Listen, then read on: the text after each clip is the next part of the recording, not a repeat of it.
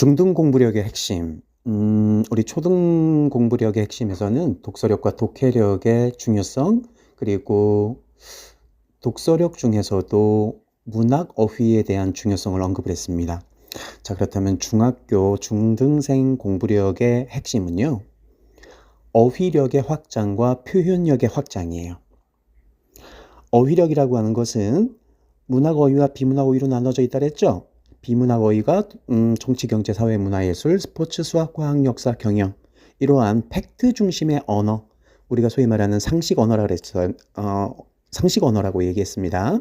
이 상식 언어가 쉽게 들리고 보이고 익혀지고 이해가 된다라고 하는 것은 어휘력이 충분히 확장됐음을 의미하는 거예요. 자, 그렇다면 이 어휘력이 확장이 되었을 때 표현력은 말과 글, 글과 말이라고 하는 걸로 구현이 돼줘야 돼요. 그래서 정리를 잘한다, 노트 필기를 잘한다 라고 하는 것은 정말 크나큰 혜택이고 공부력의 핵심 키워드이기도 합니다. 그런데 유형별로 아이들마다 글로 정리할 때 구구절절하게 표현하는 아이들이 있는가 하면 아주 심플하게 핵심어만 뽑아서 정리하는 힘을 갖고 있는 아이들도 있어요. 자, 그런데 이것은 글뿐만 아니라 말도 마찬가지예요. 말이라고 하는 것은 직설적으로 표현해내는 것도 말이고요. 은유적으로 표현하는 것도 말이고요. 그리고 심플하게 임팩트 있게 혹은 유머스럽게 표현하는 것도 말의 힘입니다. 그래서 글과 말로 표현한다는 것은 얼마나 쉽게 전달할 수 있느냐의 핵심인 거예요. 쉽게 전달할 수 없다라고 한다면 그것은 제대로 이해가 안 됐기 때문에 오는 현상입니다.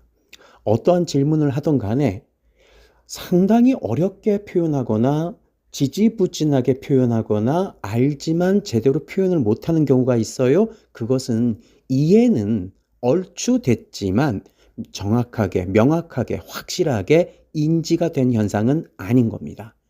그렇기 때문에 문제풀이의 적용 시, 응용에 해당하는 문제 적용 시 실수라는 것이 그래서 발생을 하는 거고요. 아는데 틀렸다라고 표현은 하지만 사실 이것은 정확하게 알고 있지 않은 것을 의미하는 겁니다.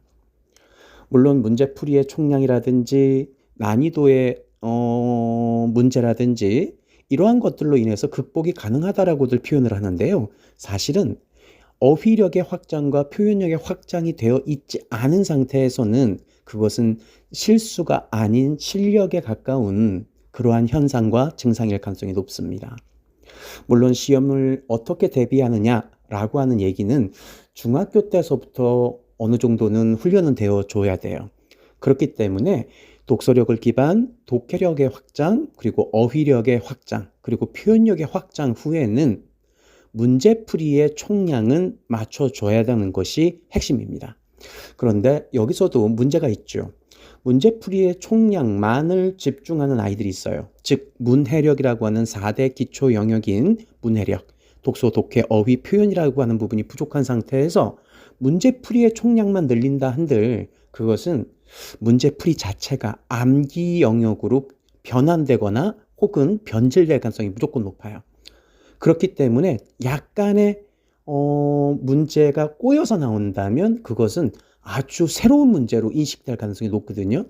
그래서 문제풀이를 많이 했으나 제대로 풀지를 못한다라는 현상이 그때 나타나는 겁니다.